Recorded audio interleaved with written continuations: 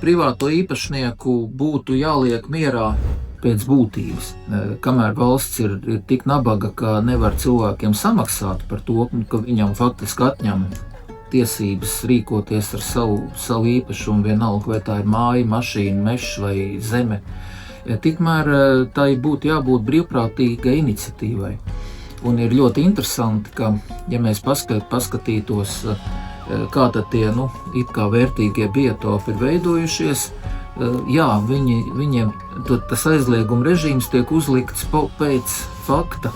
Tas biotops ir izveidojies, interesanti, kā tad tas ir izveidojies. Ja mēs pieņemam, ka cilvēks ir tendēts visu nozāģēt, kā kādreiz par mūsu profesiju, tur uzskata, citu profesiju cilvēki, kur ir kompetenti, neapšaubām savās jomās, bet viņiem ir visai vājas zināšanas par mežsaimniecību.